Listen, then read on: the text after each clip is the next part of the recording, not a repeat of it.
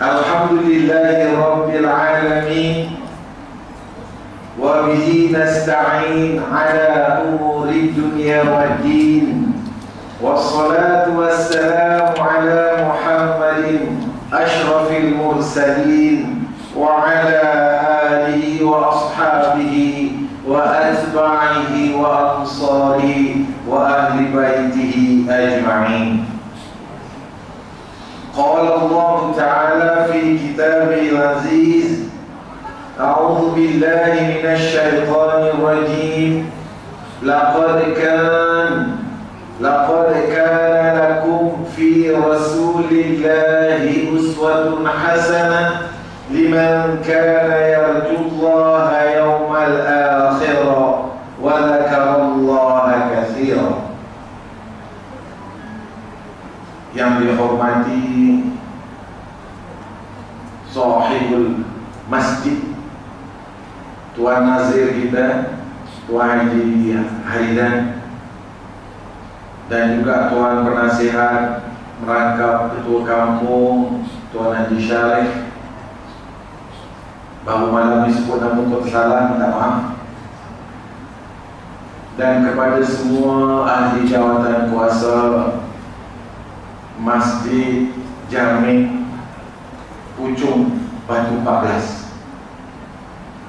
Tak ketinggalan juga kepada sahabat saya dari Kelana Jaya, Tuan Jizul, jiran sebelah pejabat dulu, yang telah sudi menjemput saya dan bersusah payah 2 hari lepas menunggu saya kerana buat riki. Mau Maulidul Rasul petang tu saya datang sini.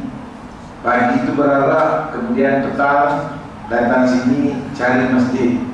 Alhamdulillah jumpa, dan pada hari ini confident sampai.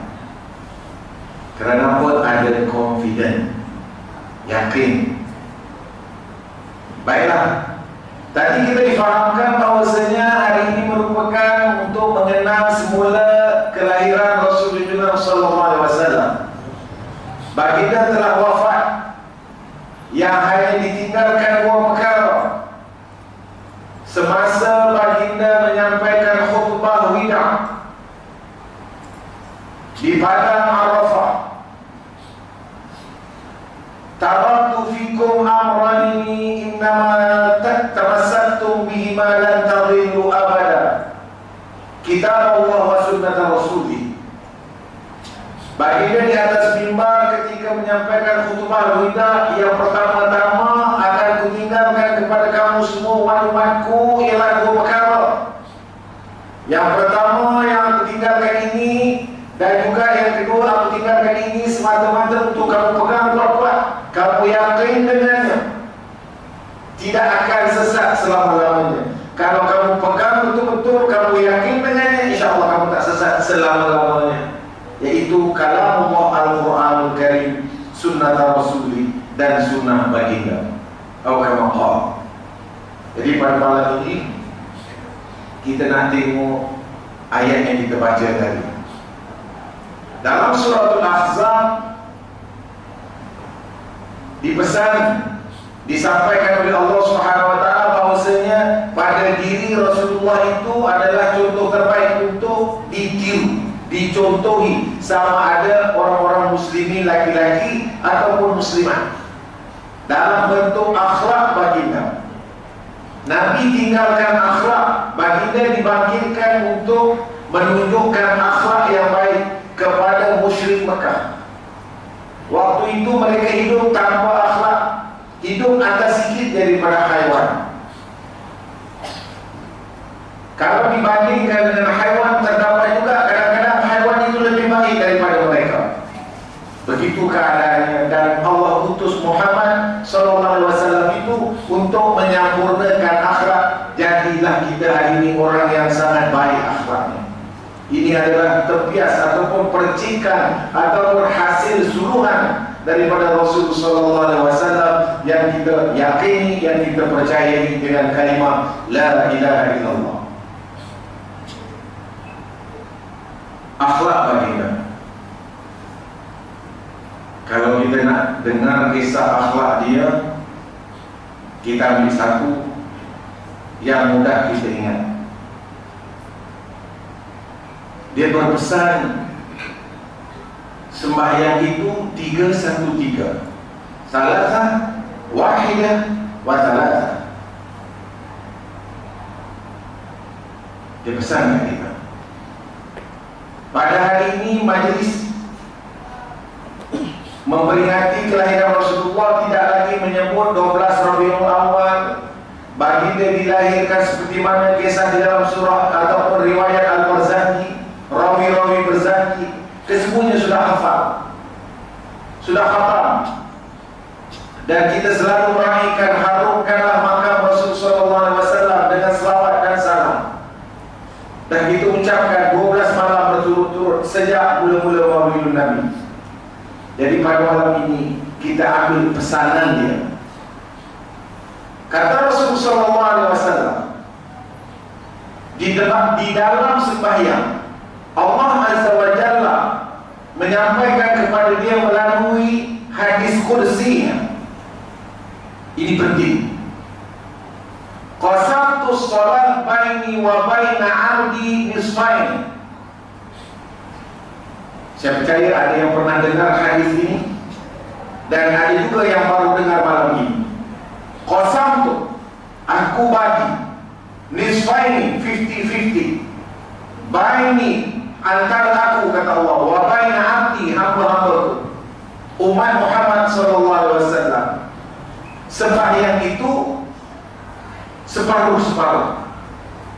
Allah memberikan sembahyang itu kepada hamba-hambanya yang mendirikan sembahyang 50-50. 3 untuk aku, 1 untuk kita bersama, yang 3 di bawah untuk hamba-hamba. Ini konsep sembahyang. Kita boleh cerita lain, tapi oleh kerana di akhir zaman ini, kata Imam Ghazali rahimahullah kepada murid-muridnya, dia kata, sampaikan kepada aku apakah yang paling ringan wahai murid-muridku. Di sebelah sana kata, ya Tuan Guru, yang ringan itu debu, yang ringan itu hamuk. Ditanya pula sebelah sini, sampaikan kepada aku apa yang berat. Oh, yang berat itu batu, Tuan Guru. Dilihat di sekeliling sekolahnya, madrasahnya batu, yang besar-besar itu berat. Ditanya lagi, yang terang itu apa? Sampaikan di sebelah sini. Oh, dia kata yang terang itu cahaya matahari. Ditanya yang sebelah sini, yang terang, yang gelap itu apa? Dia kata yang gelap itu alam barzakh, kubur, gelap, ataupun di dalam hutan. Maka Imam Ghazali menerangkan, untuk kita yang berada di akhir zaman ini, murid-muridku, ingatlah, yang ringan itu ialah tinggal sembahyang. Kan senang tinggal sembahyang. Tengok bola tinggal sembahyang, minta maaf, tengok bola pula, tengok lain, tengok ayam, pasar malam tinggal sembahyang. Senang. Sibuk sikit, buat kenduri, mantu. Ada juga yang tinggal sembahyang. Senang. Dan yang kedua dia kata bohong. Tinggal sembahyang dan bohong, kata Imam Ghazali rahimahullah. Murid-muridnya tengok macam tuan-tuan lah, ada yang anggup, ada yang astagfirullahaladzim. Ternampak, tergambar. Apabila Imam Ghazali menyampaikan begitu, seolah-olah setiap individu itu ada cermin di depannya, dapat melihat karakter masing-masing tentang sembahyang. Kemudian dia tanya, yang berat itu apa? Yang berat itu menjaga amanah, memikul amanah. Hari ini amanah dianggap peluang. Amanah diberi tanggung jawab, dianggap sebagai peluang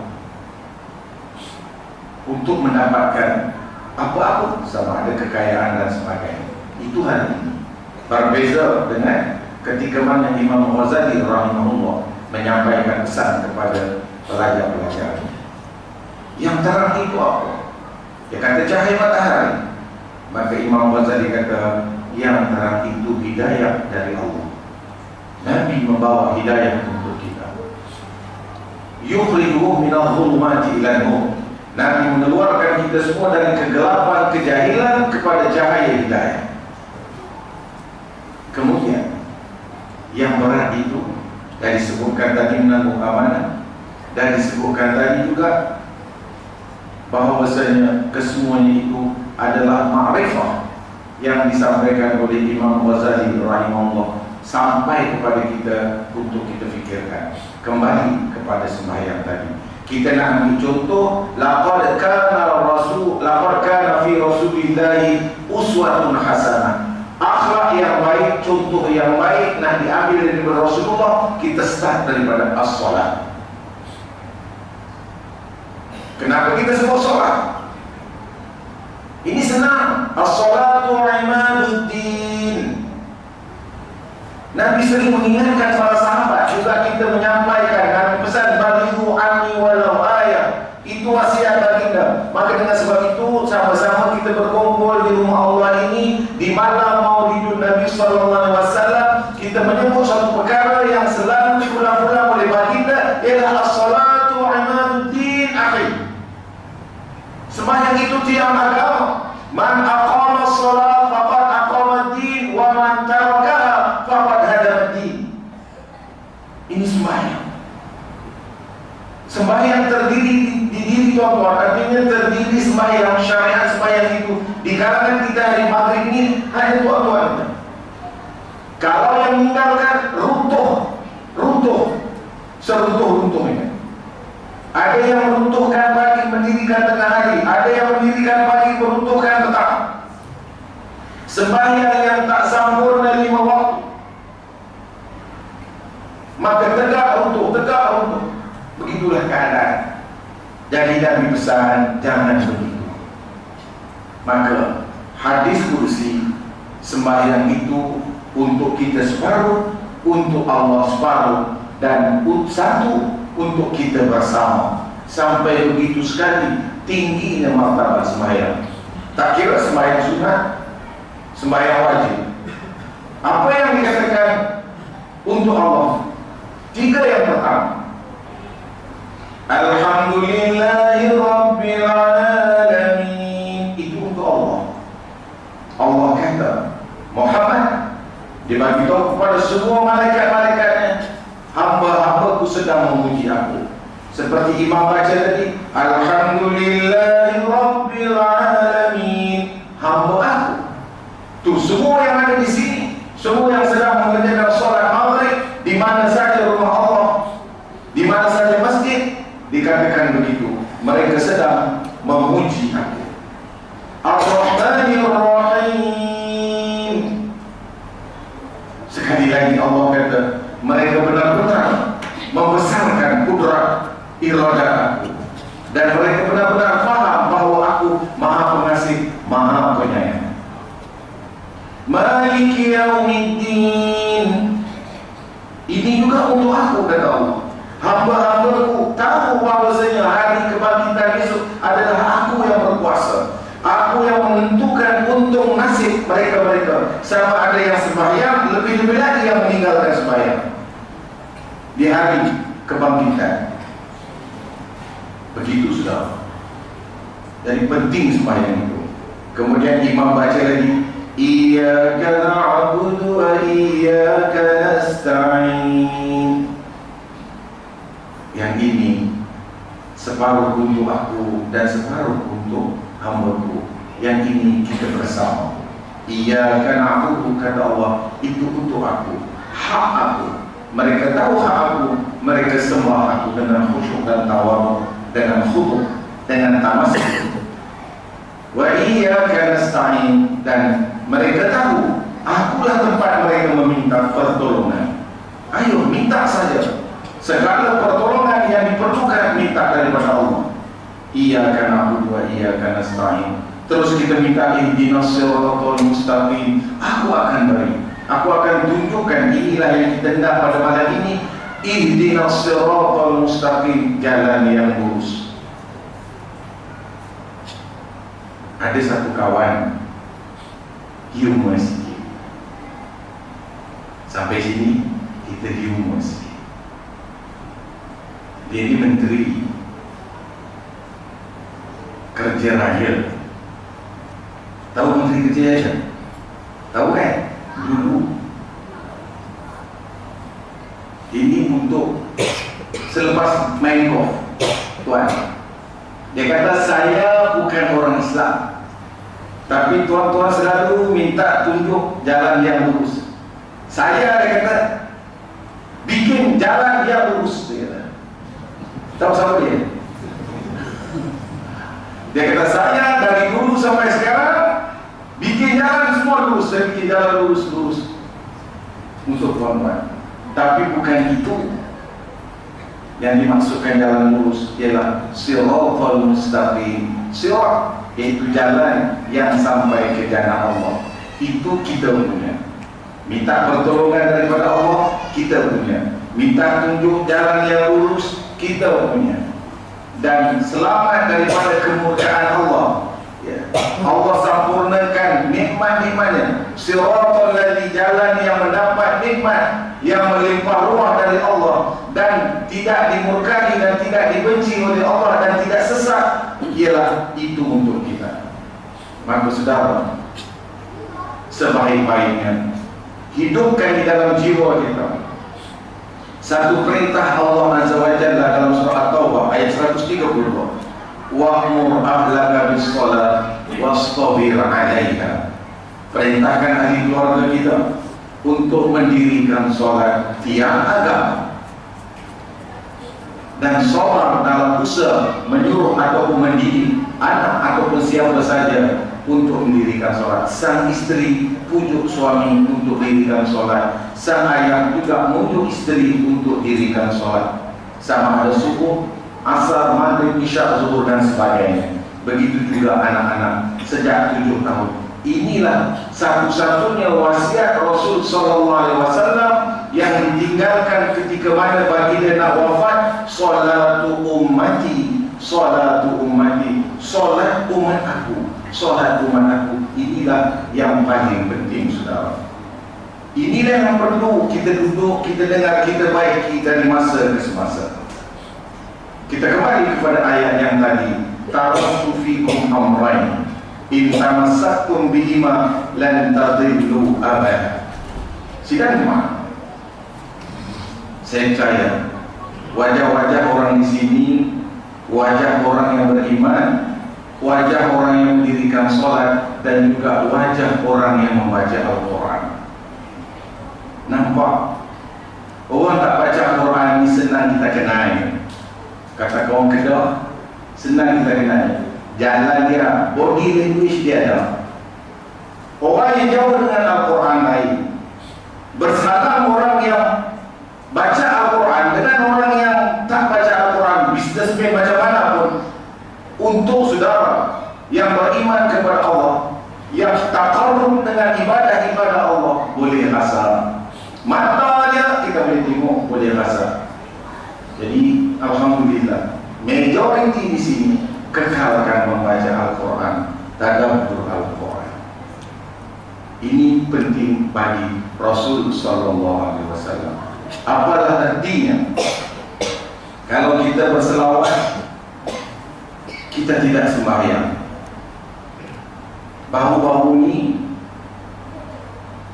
kita buat ceramah di sebuah masjid. Penceramah menyatakan Nabi Muhammad SAW bertemu dengan seorang Badui, seorang Arab Badui, bertanyakan kepada Rasul SAW, ya Rasulullah, tunjukkan kepada aku, ajarkan kepada aku supaya aku boleh jadi orang alim. Tuan-tuan yang di depan ni alimin, tuan-tuan hajah-hajah di belakang, alimat. Orang laki-laki beriman yang berilmu dan orang perempuan di belakang yang berilmu. Berilmu ini adalah mengekalkan sifat kemanusiaan. Ilmu tidak pergi kepada hayawan, tidak pergi kepada yang lain-lain. Ilmu hanya singgah kepada manusia. Maka dengan sebab itu Hasan Al-Banna mengatakan, manusia akan binasa melainkan dia ada ilmu, dan manusia yang berilmu itu juga binasa melainkan dia beramal, dan manusia yang berilmu beramal juga binasa melainkan dia berilmu beramal dengan ikhlas. Ini kita nak. Jadi orang bagi kita bertanya, Rasulullah, tunjukkan kepada aku, ajarkan kepada aku supaya menjadi orang alim, orang yang berilmu beramal dengan ikhlas. Apa Nabi jawab? Nabi jawab, taqwa ilallah. Taqwa ilallah. Takutlah kamu kepada Allah. Kita hari ini ada rasa takut tak? Begitu. Seorang diri takut kepada Allah, di dalam masjid takut kepada Allah. Kita takut. Kadang-kadang kita dinakal. Manusia ini tak boleh lari daripada nakal. Kadang-kadang. Tapi hati itu terasa takut kepada Allah. Dah cukup lagi. Berhentilah. Sudahlah.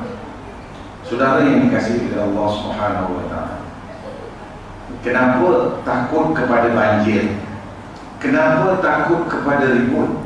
Kenapa tidak takut kepada Tuhan yang bagi banjir? Kenapa kita tidak takut kepada Tuhan yang mencipta ribut itu? Tuhan yang menurunkan hujan, Tuhan yang mengeluarkan air dari bumi. Sepatutnya kita takut kepada Tuhan air itu, Tuhan angin itu, yakni Allah. Jadi Rasulullah SAW berpesan kepada Badui itu, kamu takutlah kepada Allah. Ditanya lagi, bagaimana nak masukkan takut itu?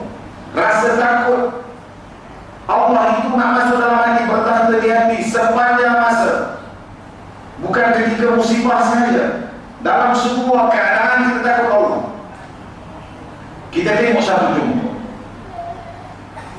Semasa berlaku ribut di Pelabuhan Kelang, ada satu WhatsApp yang saya terima ketika angin bertiup dengan kencang menerbangkan bumbung-bumbung, kedengaran suara Allahu Akbar, Allahu Akbar, azan. Dia takut kepada Allah. Dia kata Allah yang Maha Besar. Dia tahu kalau berlaku sesuatu musibah, azan. Berlaku kebakaran, azan. Kita serahkan kepada Allah. Mohon Allah selamatkan semua. Tapi tuan-tuan pernah dengar tak? Ataupun kesempatan dengar tak ketika banjir yang melanda sedemikian rupa, azan yang dilakukan? Kenapa semua masjid tak ada listrik? Off. Dan mereka lupa. Tak tahu kalau ada, tapi sampai hari ini saya tak dengar. Tak dapat sapu pun. Mudah-mudahan ada yang azan. Mohon kepada Allah memberhentikan. Minta kepada Allah supaya iyyaka na'budu, kepada Allah kita sembah, kepada Allah kita mohon pertolongan. Mudah-mudahan Allah berhentikan musibah ini. Tetapi nampaknya belum lagi. Daripada satu negeri ke satu negeri, ke satu negeri, ke satu daerah, dengan ganas air menunjukkan Allah ingin memberi peringatan kepada kita yang selamat di Puchong ini ataupun di Selangor ini.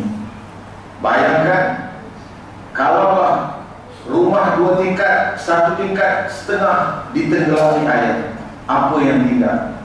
Memang listrik dipotong terus, keselamatan. Bagaimana urusan-urusan kehidupan harian semua terganggu. Maka inilah yang ditakutkan. Berapa ramai di antara kita yang kata inna lillahi wa inna ilaihi raji'un. Kita tunggu orang mati ya. Kan orang mati kita kata inna lillahi wa inna ilaihi raji'un. Sedangkan di dalam Al-Quran kata bukan begitu. وَلَا تَقُولُوا لِمَنْ يُقْتَلُ فِي سَبِيلِ اللَّهِ أَمْوَاتٌ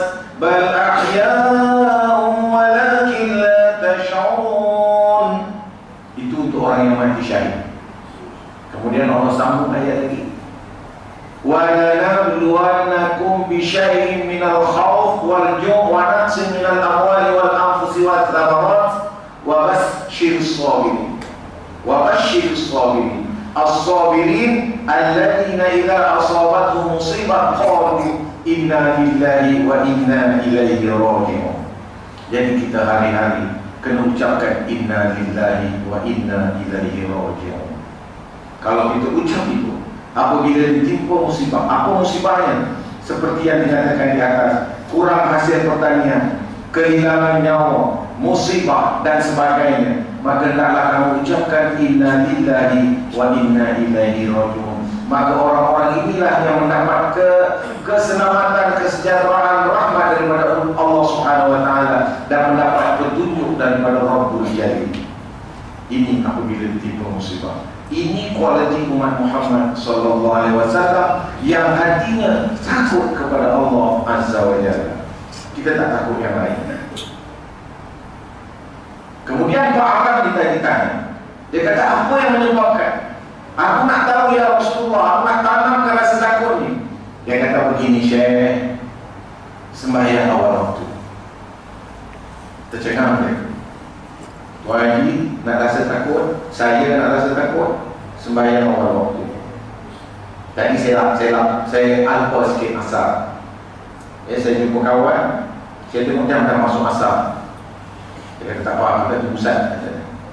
Mungkin pasal dia musafir, saya pun tunggu lewat asar. Tuan Haji, subuh, zuhur, asar, maghrib, isyak, semuanya sama. Beruntung Tuan Haji, semuanya awal waktu.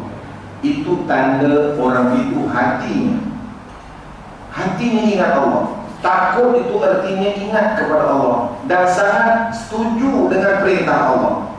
Maksudnya macam mana maghrib tadi?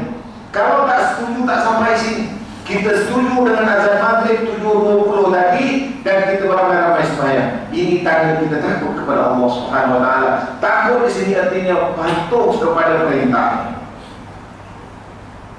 Tapi ramai juga masih di IOI umpamanya, ada lagi yang di jalan, ada yang baru nak keluar rumah, masing-masing. Itu orang yang takabur, orang yang sombong dengan Allah. Kita ini termasuk golongan orang-orang yang tawadhu. Bukan bab sembahyang syukur, tawadhu kepada Allah. Allah kata mari sembahyang, kita tinggal urusan lain, kita datang sembahyang. Mudah-mudahan kita ada tanda-tanda orang berakhir. Kalau nak mengikut kata Rasul SAW, kalau azan kita biarkan dia berlalu, itu orang yang tidak berilmu. Bahasa kasarnya jahil. Mengaku Islam, mengaku beriman kepada Allah, azan berkumandang, dia tinggalkan begitu saja, dia biarkan azan itu jawab tidak apa tidak, itu orang jahil. Tak ada beza dengan orang kafir. Orang kafir pun keluar, kita pun keluar. Orang kafir pun dengar azan, kita pun dengar azan. Sama-sama tak guna. Sepatutnya kita guna. Tinggalkan urusan pergi. Itu bezanya. Jadi solat membezakan antara orang yang taat dengan orang-orang yang kufur kepada Allah Subhanahu wa taala. Sedih sudah. Kalau kita tersekan anak, maka di mana anak kita ada, di mana juga kita berada, yang pertama-tama ingat solat kita. InsyaAllah kita selamat.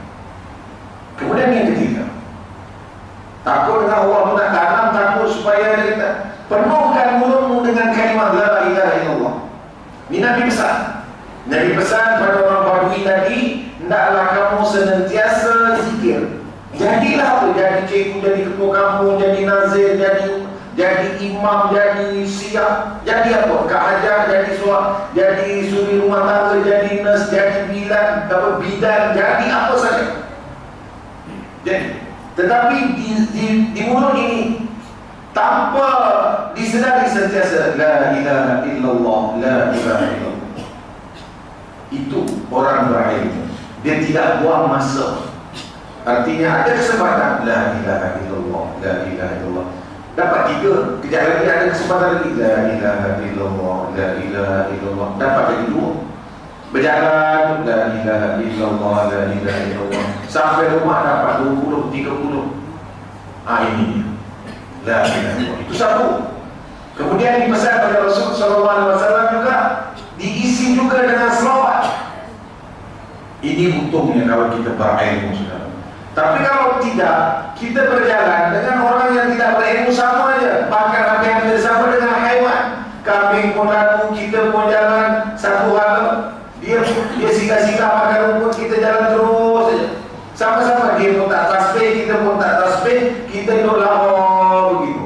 Maka dengan sebab itu Nabi ajarkan orang yang berilmu, alim ini ataupun alimat, ialah apabila ada kesempatan dengan Allah Subhanahu Wa Taala, dia sentiasa hatinya takut kepada Allah, tak takut lupa Allah, maka disebut. Itu yang dikatakan tadi, laqad kana lahu fi Rasulillahi uswatun hasanah liman kana yarjullaha yawmal akhirah wa dzakara Allah. Dia sentiasa ingat Allah dalam semua keadaan, katsira, terlalu banyak.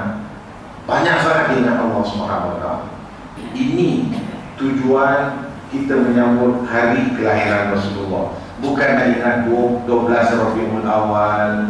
Ya, boleh juga. Ya, Nabi dilahirkan di Mekah. Nabi tidak di dalam Kaabah. Abu Bakar As-Siddiq lahir dalam Kaabah. Sayyidina Ali karramallahu wajhah, dia lahir dalam Kaabah. Tapi Nabi lahir di sisi luar jauh sikit daripada Kaabah. Itu Rasulullah SAW. Dan Sayyidina Ali lahir dalam Kaabah tak berlaku apa-apa. Abu Bakar lahir dalam Kaabah tak berlaku apa-apa. Tetapi kalau Rasulullah lahir walaupun di luar Kaabah, yaitu api sembahan Majusi padam, yaitu gereja besar di Rum runtuh, terkopik semuanya, jatuh sebahagiannya. Tanda-tanda lahir manusia yang akan membawa pembaharuan dalam agama kepada Allah Subhanahu Wa Taala, yaitu agama Nabi Ibrahim alaihissalam. Itu kalau kita nak ingat kelahirannya. Jadi cukup luar biasa. Jadi manusia yang luar biasa begini memberi peringatan, kita ambil, saudara. Jangan lepas.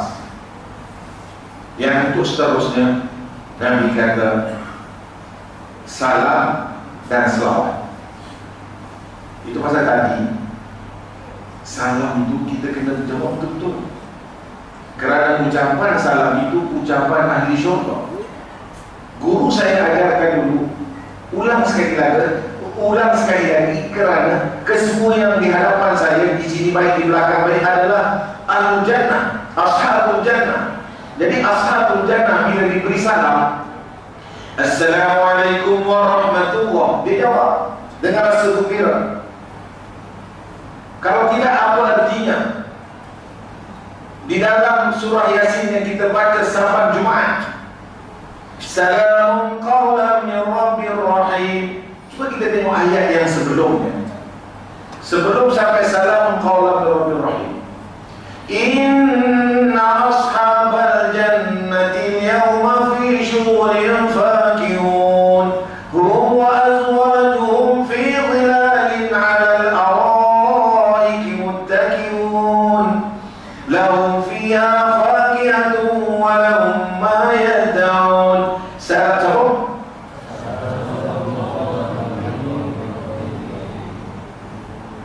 Kuat sikit, semangat sikit.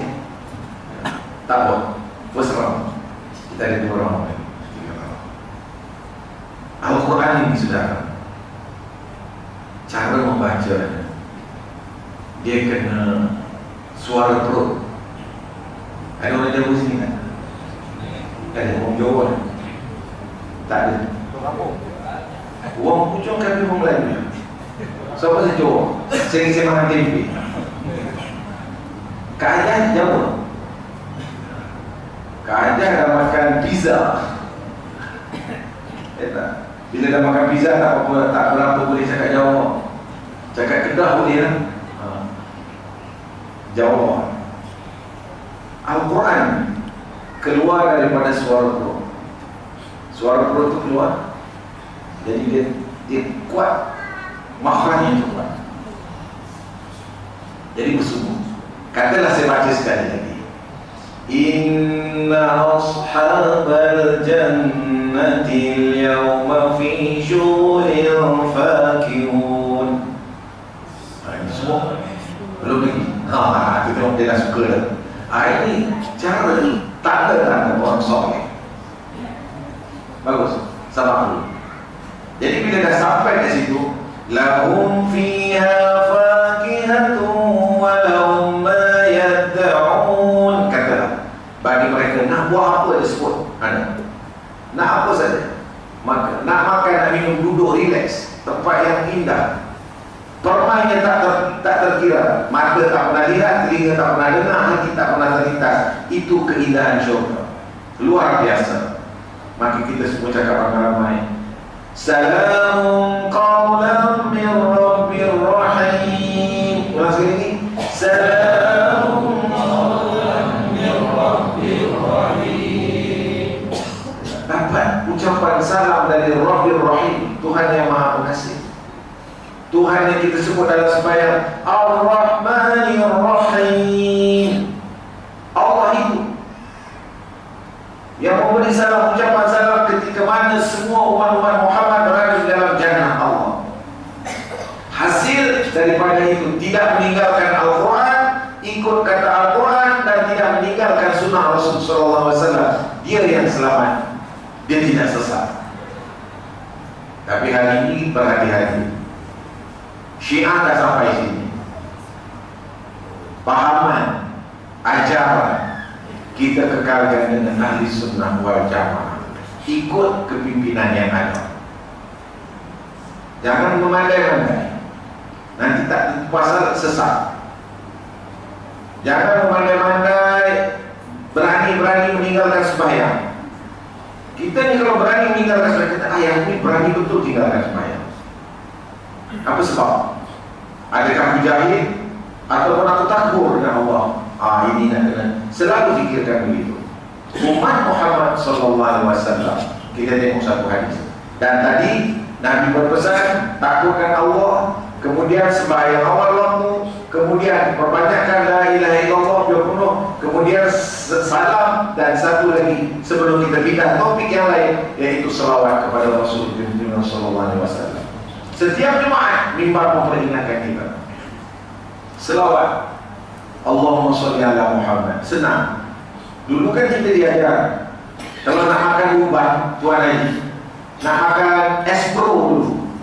Dulu zaman saya demam, sekarang dah buka Panadol. Tapi zaman saya demam kanak-kanak dulu, yang dah 60 tahun ini, dia ada satu ubat namanya apa? Espro. Bukan Estro. Estro. Dia Espro. Espro ni, kalau dipesan oleh mak kita, baca bismillah, baca selawat, minum, atau makan ubat. Kan itu dulu-dulu Tuan. Tapi kita hari ini, adakah membawa pesanan yang sama? Selawat ke atas Nabi. Selawat itu syifa. Kemudian bismillah itu syifa, penawar. Ayat yang dibacakan Bismillahirrahmanirrahim, molekul ini berubah. Kerana sifat air itu ada resap suara, kemudian dia jadi betul-betul dalam berwarna-warni cantik. Kalau panjang umur tuan-tuan berkesempatan, adalah waktu-waktu yang tertentu mereka nak tunjukkan molekul air Zam-Zam yang paling cantik. Yang nomor 2 ialah air gunung Alps, molekul yang cantik. Dan kemudian air yang dibacakan Al-Quran mudah resap menjadi penawar dalam badan, dia tidak mengantuk. Berbeza dengan air yang kalau kita minum, air itu diiringi dengan muzik dan nyanyi-nyanyian iblis dan syaitan. Dia akan minum, tak menjadi, dia memudaratkan. Ini dah diyakini bukan saja di kalangan saintis Jepun, negara maju, yang lain-lain. Sidang jemaah yang dirahmati Allah Subhanahu wa ta'ala, mari kita ambil satu contoh wasiat Rasulullah SAW. Rasulullah meninggalkan kepada kita 5 wasiat. Selalu saya pesan kepada ramai jemaah, kerana wasiat ini Nabi berkata, sepeninggalan aku nanti, wahai sahabat-sahabat, kau sampaikan kepada umat-umatku di akhir zaman 5 wasiatku ini.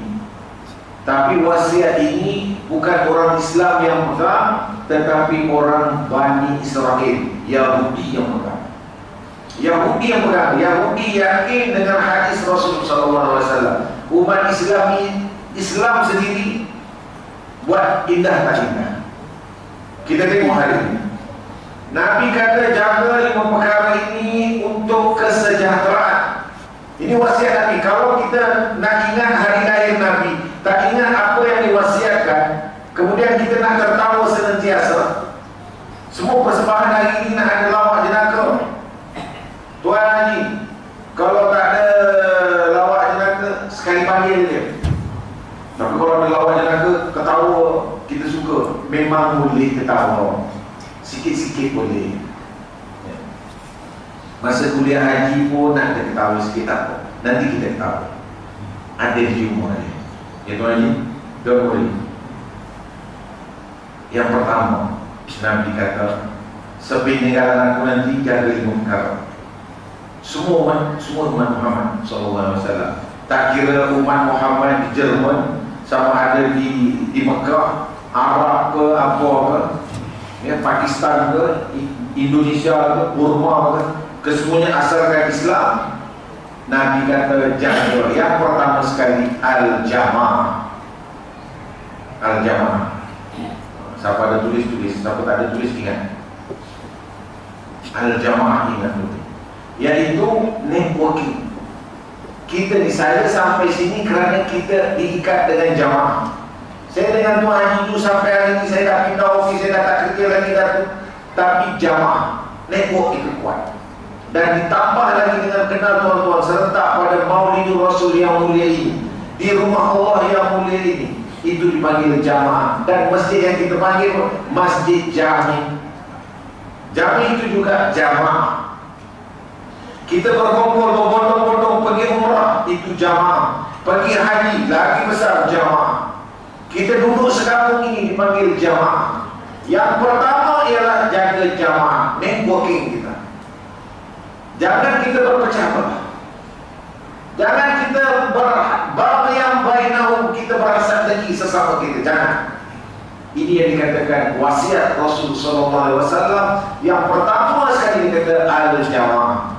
Tapi hari ini Syria bergaduh, Iraq bergaduh, Afghan tak habis lagi perang.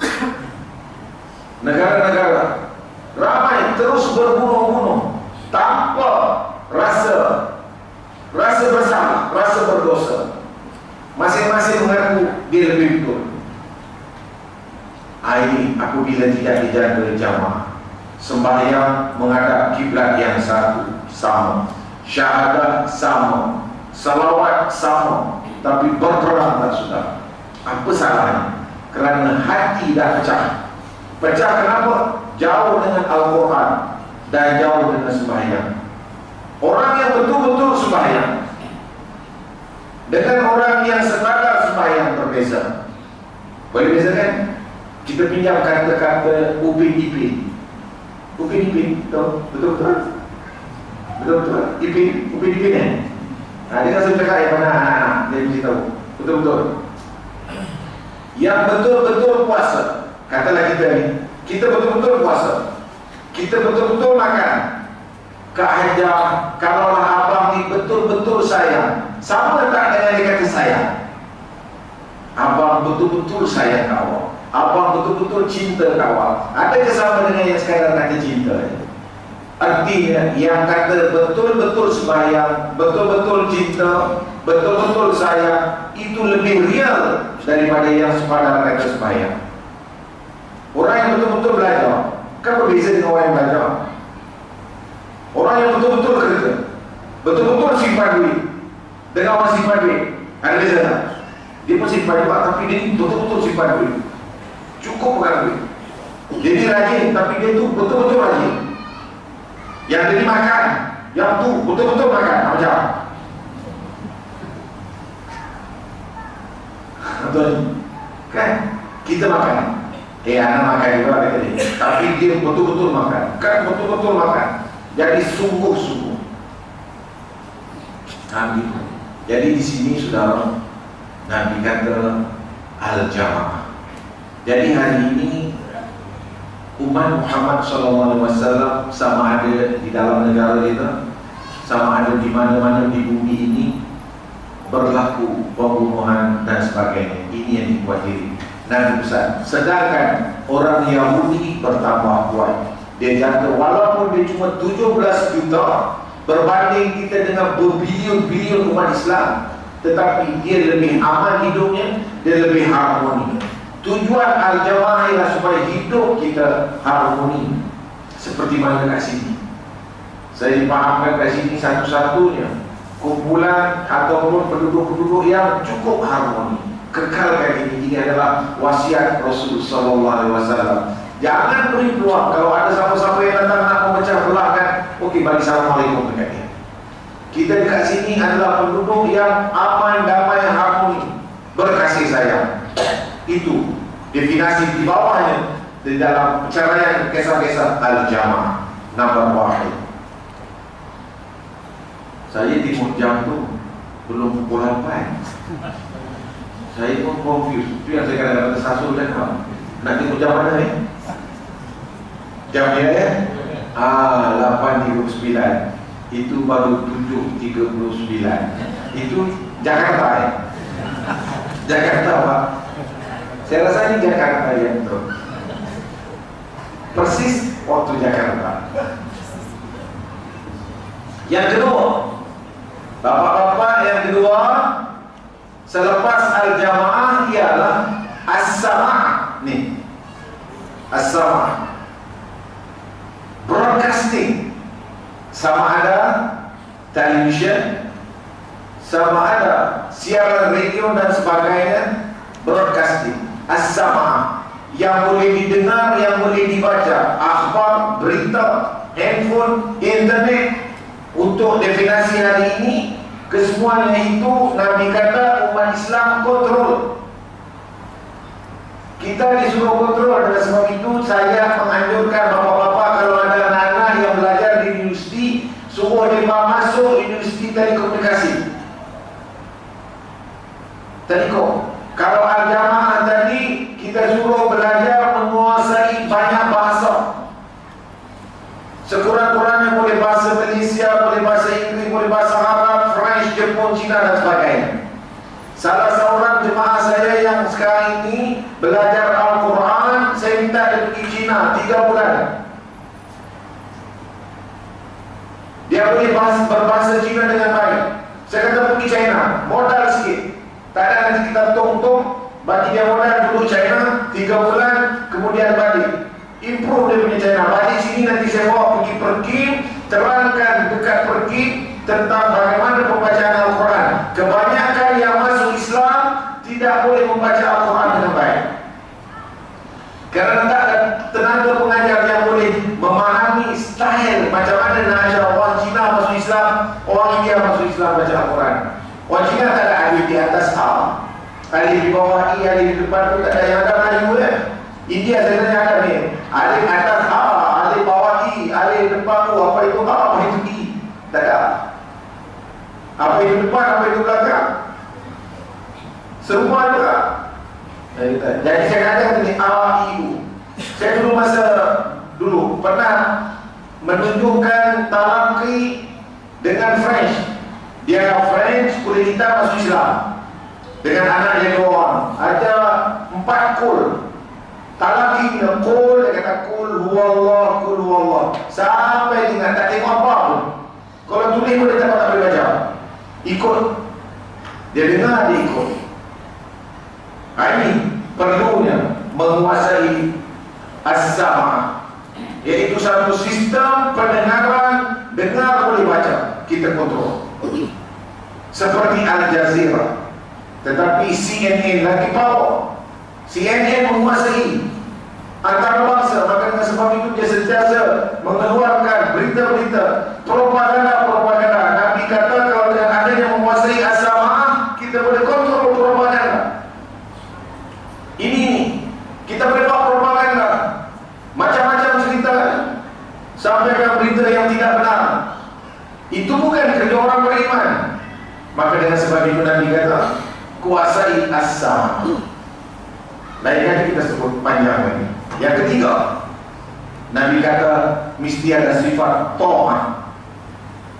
Bapak-bapak, isteri-istri, dia panggil ta'ah setia. Isteri setia kepada suami, suami setia kepada isteri. Kita setia kepada Allah, setia kepada Rasul. Apa yang diperintahkan itu setia. Apa loyalty. Bekerja tempat kerja kita setia. Jadi inilah indication umat Islam yang ditinggalkan oleh Rasulullah SAW, mesti setia kepada Rasulullah SAW. Apa dianjurkan oleh Rasulullah kita buat saja. Apa yang dicontohkan kita buat. Berapa banyak contoh Rasulullah SAW kita ikut. Dia ada sifat yang mulia, tapi kita ikut sifat yang negatif. Kenapa jadi macam itu? Nabi kata ta'at, tapi kita tidak ta'at. Nabi kata amanah, tapi kita tidak amanah. Nabi kata sidik, tapi kita tidak sidik. Kenapa berlaku macam itu? Menunjukkan kita tidak takut kepada Allah. Dengan sebab itu, yang pertama-tama tadi nak menunjukkan kita ni alim, alimat setialah takut Allah SWT. Kalau tidak payah. Sebahagian ini kerana takut kepada Allah, perintah daripada Allah Subhanahu wa ta'ala. Sehingga akan dia bagi dua dengan kita. Itulah cinta kasihnya Allah kepada umat Muhammad SAW. 3. Dan yang keempat pada hari ini tuan-tuan, yaitu al-jihad. Ini yang kita buat, kawan-kawan kita buat. Tapi jangan salah, yang Nabi di IS nak tangkap apa semua, itu belum tentu lagi jihad. Wallahu a'lam. Jihad Nabi kata yang dekat dengan kita mujahadatun nafsi, perang dengan diri sendiri, tundukkan nafsu, patuh kepada arahan Allah Subhanahu wa ta'ala. Ini yang susah. Malam ini kita boleh sembahyang berjamaah, tapi malam besok ada waktu lapang kita belum tentu. Tapi kalau kita boleh datang, insya-Allah itu namanya jihad. Hari ini jihad. Kalau tidak ada niat jihad, jadi jihad. Simpel saja. Anak-anak muda, kita keluar rumah pergi kerja, ya Allah, keluar rumah cari rezeki, jihad kerana nama Allah. Kita tidak akan berlaku jahat. Di dalam tempat kerja kita memang excellent, baik. Waktu kita jaga, perbuatan kita jaga, apa yang dipertanggungjawabkan semua kita lakukan dengan baik. Tetapi kalau tidak jihad, jahat. Baru-baru ini saya bercakap dengan kawan-kawan Kelantan. Nampak macam kasar, tapi saya yakin saudara ada orang Kelantan di sini. Kelantan ini ataupun negeri-negeri sempadan ini sering berlaku penyelundupan. Ingat? Semua orang tahu. Pergi Kelantan murah, betul? Macam mana boleh murah? Sedangkan sini mahal. Okeylah sini kena transport, tapi kenapa? Mereka tak bayar teks. Ini yang berbahaya. Dia orang tak nampak dosa ni. Dosa melarikan produk yang dibawa masuk tanpa teks, lari pada kerajaan yang memerintah, kerajaan kita yang Islam. Kita berbantah. Dulu kita makan, beli beras lari cukai, beli apa semua, rim kereta lari cukai, tayar lari cukai, segala-gala kita semua lari cukai. Bertahun-tahun kita dah tak terasa bahawa perbuatan itu berdosa. Saya kata cuba kita ingat bahawasanya bala bencana yang ada hari ini kena muhasabah diri. Kita hidup di sempadan ini. Berapa banyak dosa yang Allah tubuh kumpul sampai begini. Kerana apa? Kita buka dalam surah Al-A'raf. Ini muhasabah diri, bukan kata siapa-siapa. Muhasabah diri. Kata Al-Quran menyatakan, A'udzu billahi minasy syaithanir rajim. Walau anna ahlal qura amanu wattaqaw la fatahna 'alaihim barakatin minas samai wal ardh walakin kadzdzabu fa akhadnahum bima kanu yaksibun. Ini ayat ini. Dia kata tuan-tuan, kalaulah tuan-tuan jadi orang yang beriman dalam suatu daerah, dalam satu kampung, dalam satu negeri, beriman kita semua. Kemudian takwa kepada Allah Subhanahu wa taala, takut kepada Allah. Takut ni bala bencana nanti menimpa. Allah akan bukakan pintu rezeki yang melimpah ruah, sama ada dari langit atau dari bumi. Turun rahmat Allah dari langit, turun keluar rahmat Allah dari bumi. Tetapi kita dustakan. Ini yang saya cakap kat mereka ni. Hampa dustakan, hampa teruskan menyelundupkan dan merasa bangga, rasa senang. Baru-baru ni jahat ni manusia, tidak bersyukur. Kita semua tahu subsidi minyak untuk nelayan-nelayan. Okey, dia boleh beri satu hari 1000 galen. Nilai dia bukan sorry, dia boleh beli nilai 50,000. 50,000 ringgit satu hari dia beli. Dia beli banyak-banyak, dia pergi tengah laut, dia jual itu diesel di tengah laut. Dia dah jadi gunakan handphone. Dia balik, dia kata laut bergelora. Dan untung ikan tak dapat, kita tak ada ikan. Minyak dijual, dia untung sendiri. Balik beli kereta besar. Berlaku ni sampai kena tangkap. Siapa salah? Kerana tidak bersyukur. Ini masalah hari ini. Kerana tidak ada taat. Hubbul watan dengan iman, cintakan tanah air, sayangkan tanah air kita ni, indication kita beriman. Tetapi kalau sudah tidak ada sedia begitu, tidak sayangkan negara, jual. Ini cerita benar. Dibagi subsidi, dia pergi tengah laut tu, dijual. Yang sedang berbalik tu dia apa? Laut bergelora. Mana ada laut tak ada gelora? Bukanlah laut. Kena rampas semua, di penjara mereka. Ini itu satu. Tapi kalau secara ramai begini, maka datanglah hukum Allah untuk mengajar kita. Ingat bahawasanya ini adalah amaran daripada Allah SWT. Dan kita di sini syukur kepada Allah, banyak-banyak bersyukur. Berjihadlah kita kepada Allah SWT dalam hal-hal, ya Allah, aku jihad ini, sembahyang ini kena jihad, kena tundukkan nafsu. Kita boleh dengar ceramah sana, ceramah sini, tapi hati kalau tidak dengan jihad, payah kita. Umur bertambah, ustaz 20-30 orang datang masjid, tapi hati kita begitu juga, sembahyang begitu juga, baca Quran begitu juga. Kenapa? Kerana kita datang ini tidak berserta dengan jihad. Ini masalah kita. Marilah kita datang dengan niat jihad. Dan yang terakhir, di situ dia kata paradigma. Kita mesti ada anjakan paradigma membuat perubahan. Kak Hajar selalulah mengingatkan suami, kita mesti ada perubahan barang. Anak-anak kita ajar mereka supaya membuat perubahan daripada negatif kepada positif, daripada sembahyang yang cepat kepada sembahyang yang penuh tumaninah, daripada bacaan Al-Quran yang tak berapa kepada yang lebih fasih.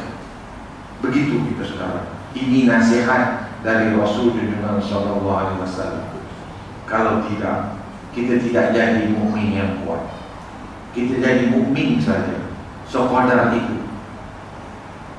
Jadi kalau kita nak jadi manusia yang baik, yang nak mendapatkan syafaat daripada Rasulullah SAW, selain daripada kita bertaubat di atas segala-segalanya, marilah kita tengok apa panduan yang Nabi pesan, iaitu jadi mukmin yang kuat.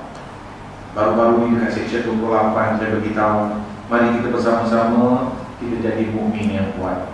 Tuan kuat, mukmin yang kuat ini lebih baik daripada mukmin yang lemah. Daripada Abu Hurairah radhiyallahu anhu, Nabi bersabda, al-mu'minul qawiyyu khairun wa ahabbu ila Allah minal mu'minil dha'if wa fi kulli khair. Nabi kata, mukmin yang kuat macam tuan-tuan ini mempertahankan orang Islam di pucuk, mempertahankan harta, mempertahankan akidah, mempertahankan agama syariat, mempertahankan sekolah agama, mempertahankan masjid, mempertahankan tanah air, mempertahankan kekuatan ini mulia di sisi Allah, lebih baik lagi daripada mukmin yang lemah. Begitu.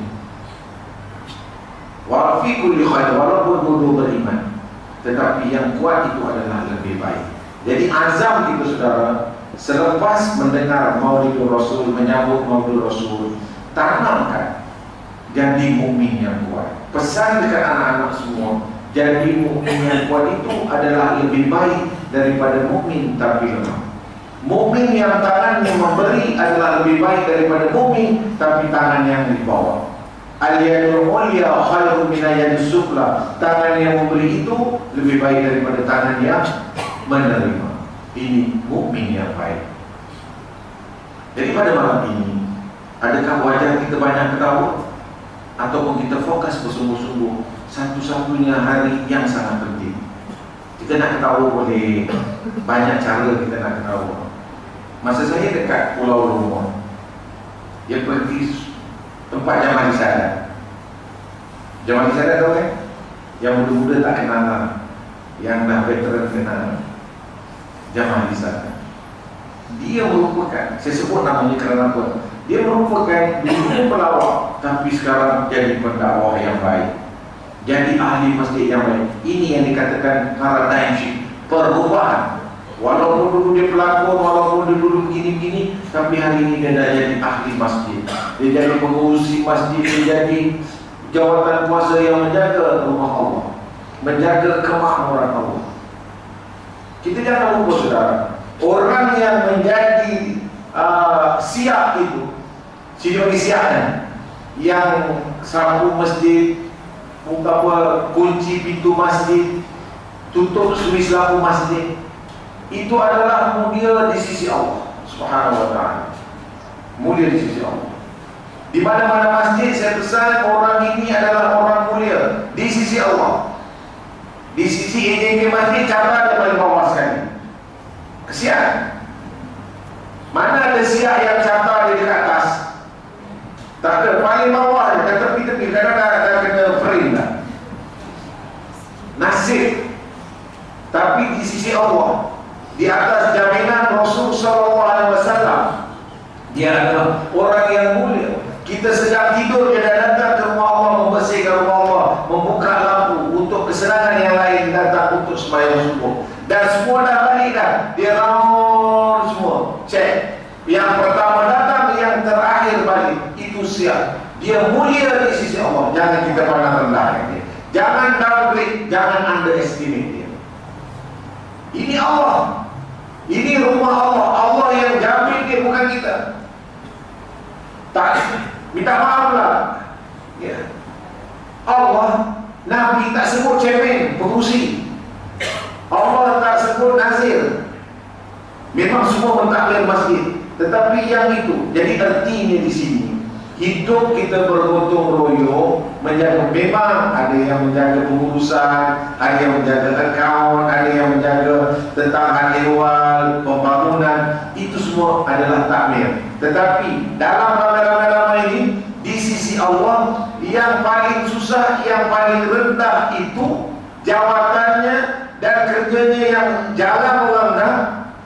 Dialah bersihkan tanah, dialah bersihkan laman masjid, dialah menyapu tangga masjid, dialah yang mengurus semuanya. Nanti lepas makan, dialah yang membersihkan. Di samping ada gotong-gotong royong, tetapi dia last sekali mesti dicek yang betul-betul. Artinya orang yang jadi siap, yang ikhlas ini, dia kurang sembahyang. Kita dah Allahu Akbar, dah siap dah, imam semua dah masuk dah, dia masih lagi sikit-sikit, lepas tu dia masuk kemudian. Dia lebih utamakan kebersihan musanya. Semua dah balik dah, dia kena last dari baru dikunci. Maka orang ini dulu pernah dengar di Bangi, mati bulan Ramadan selepas sedang sujud zuhur. Itu tanda orang-orang yang sentiasa menjaga masjid Allah. Dia seorang polis, DPT pun dia kata dia nak jaga masjid, betul-betul dia jaga masjid.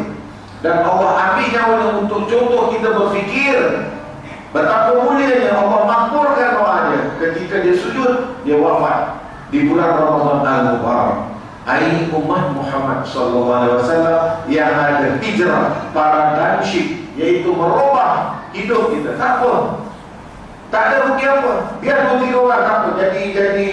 Jadi siap. Sana siap, sini siap. Dia bukan pasal gaji, bukan. Orang yang begini dia bukan kerana duit. Dia kerana peluang berkhidmat dengan rumah Allah. Dia gembira. Dia dapat sapu bersihkan rumah Allah. Kalau kita tengok macam mana Maryam binti Amrah, satu-satunya wanita di Masjid Baitul Maqdis. Dia keluarga Ali Imran dengan Nabi Zakaria, pakcik dia. Dialah satu-satunya wanita yang mentakmir Masjid Baitul Maqdis. Maka dia antara 4 wanita utama di akhirat kelak. Dan dia adalah 4 wanita ahli syurga yang awal-awal. Yang pertama Khadijah, yang kedua Maryam, yang ketiga Asia, dan yang keempat Fatimah binti Rasul. 4 wanita. Maka dengan sebab itu, jadilah wanita seperti mana yang Rasulullah sebut.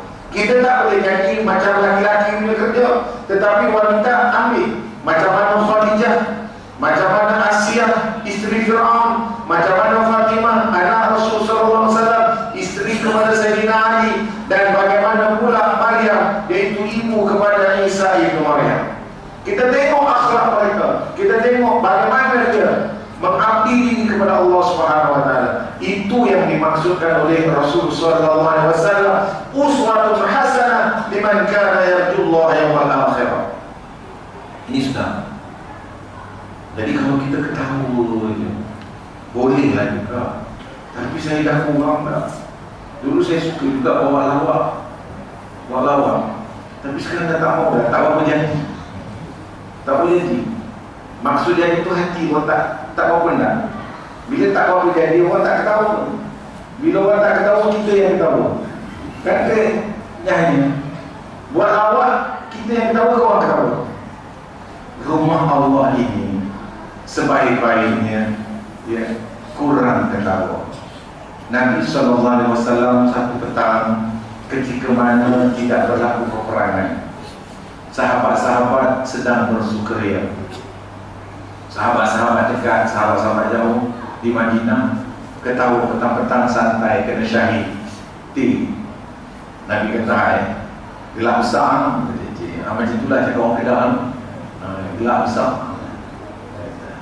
Dia kata tak ada ya Rasulullah, tak faham, tak apa ni kami duduk sembang-sembang. Tak bagi tahu. Ya Rasulullah. Dia kata Rasulullah, aku ni yang nyawa aku di tangannya, dia kata. Artinya ketentuan hidup aku ni, Rasulullah kata, adalah di tangan Allah. Kalau kau tahu apa yang aku tahu, kau akan lebih banyak menangis daripada ketawa. Dia tanya, sudahkah kamu tengok syurga? Belum ya Rasulullah. Tengok neraka? Belum ya Rasulullah. Kau tengok Al-A'raf antara neraka dan syurga? Pun tak pernah tengok. Tapi macam mana boleh gelap? Semua senyap. Semua duduk tak jadi apa. Dia pun panggil Abu Asy'ari. Abu Asy'ari ini adalah satu qari, orang yang baca Al-Quran sedap, merdu. Nabi suka dia kalau baca Quran. Dia kata daripada hang gelak-gelak ni, main panggil Abu Asy'ari baca Al-Quran. Macam kita lah ni, dengan sembang-sembang sport seorang, dia membaca Al-Quran, baca Al-Quran. Kemudian ayat yang dibaca, Nabi menangis, Nabi sedih. Ayat yang dibacakan itu adalah keadaan umat yang ditinggalkan selepas Nabi. Kemudian kisah Al-A'la, macam petang tadi yang dibacakan. Kebanyakan kita hubbud dunia.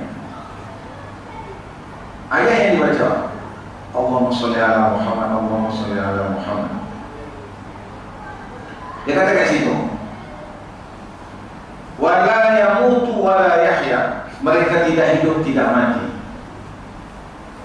tetapi mereka lebih cenderung kepada dunia, lebih suka kepada dunia. Bal tu'thiruna al-hayata ad-dunya wal akhiratu khairun wa abqa. Inna hadha la fi suhufil ula, suhufi Ibrahim wa Musa. Dia kata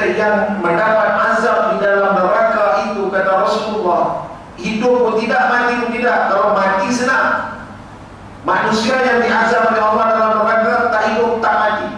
Tetapi mereka tidak takut langsung dengan azab neraka. Bahkan mereka terus bal tu'thiruna al-hayata dunya. Mereka terus gembira, seronok dengan cintakan dunia, penghidupan dunia.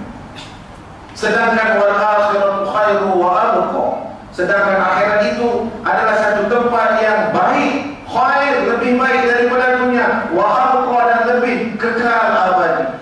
Seperti mana suhu-suhu dulu Ibrahim kah, semua nabi-nabi yang sebelumnya cakap yang sama.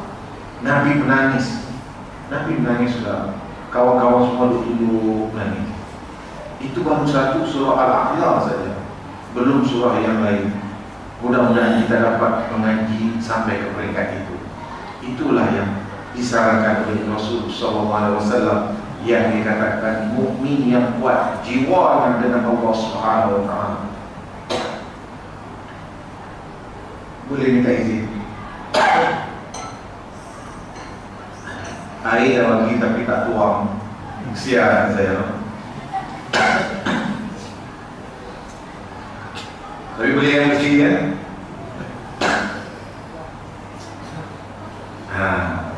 Nak cerita sedikit. Nabi Muhammad SAW pernah dengar kajian Nabi apabila dia minum air kosong ni, Bismillahirrahmanirrahim, dia kata Alhamdulillahilladzi ja'alahu 'adban furata wa birahmatihi lam yaj'alahu milhan ujaja. Nabi agak tak pucung kalau tanya berapa orang yang tahu dalam masjid ini, tahu? Ada yang tahu atau yang dah lupa? Ada tak guru-guru yang ajar? Ada. Jadi artinya kita jawab dengan Rasulullah. Mari kita dekatkan mafhum dia dengan nama Allah yang Maha Pemurah, Maha Penyayang. Segala puji bagi Allah yang menjadikan air ini, dia kata azban furata, segar, jernih dan segar. Wa birahmatihi, dengan rahmat dia, lam yaj'alahu, tidak menjadikan dia milhan ujaja, keruh dan pahit. Macam ayam yang banjir, dipanggil gelombang kuning, sekarang ditinggalkan debu kuning. Cuma air dia tak kuning. Air kuning kat tempat saya kan? Ada satu tempat air kuning. Jadi Nabi, cuba ikut sama-sama. Bismillahirrahmanirrahim. Alhamdulillahilladzi ja'alahu 'adban furata. Adban dia bukan azab, adban furata, jernih, segar. Wa bi rahmatihi lam yaj'alahu milhan ujaja. Baru minum air, tapi tonton tak ayam je. Sekarang sabar dulu kan. Bagi saya minum dulu kan. Bagi izin. Bismillahirrahmanirrahim. Kajian sedikit tip untuk menjadikan suami, menjadikan anak-anak sentiasa mendengar kata, ikut kata, memenuhi cita-cita kita, impian ibu. Masa menyediakan hidangan, amalkan inna a'tainakal kautsar. Pada tahun 77 kalau tak silap saya. Lama dah. Masa tu saya belum kahwin. Dah kahwin 77. Dah. Belum. Nikah dah kahwin tu. Nikah gantung. Hanging marriage. Saya lama dah kahwin dah. Tak kata ini kan. Kahwin cepat-cepat. Okey. Dia menang bulan ini, bulan Maulidur Rasul, Ibu Mithali. Ibu Mithali ada yang ada 14 anak. 14 orang anak, yang mana 14 semuanya excellent, cemerlang, gemilang, terbilang. 14, bukan ada satu, semua 14. Ditanya oleh, diterduga oleh news press, apakah amalannya? Dia kata maksud mengamalkan inna a'tainakal kautsar. Kan kita baca ramai-ramai sampai habis. Inna a'tainakal